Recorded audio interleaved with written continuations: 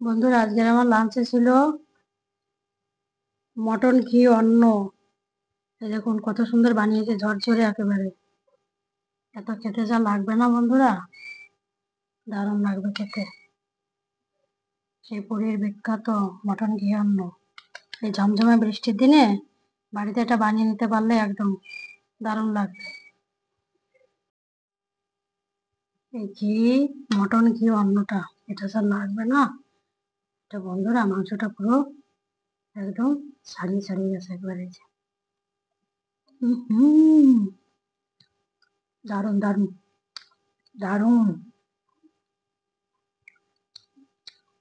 এই ঘি পাতার সঙ্গে একটুখানি নিয়ে নিই।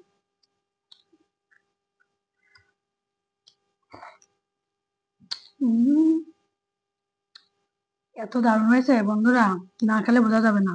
বাড়িতে এভাবে তৈরি করে খাবেন আর দেখবেন কতটা ভালো। আর এখানে হচ্ছে এই যে রায়তাটা বানিয়েছে, ঠিক সেই হোটেলে বসে খাওয়ার মতো সেই রায়তা, একেবারে সেম।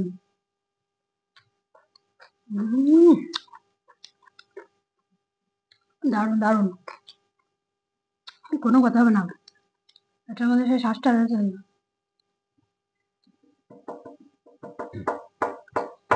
এর জন্য একটু জোরে টান দিতে হবে, তাহলে বেরোবে, তার আগে বেরোবে না।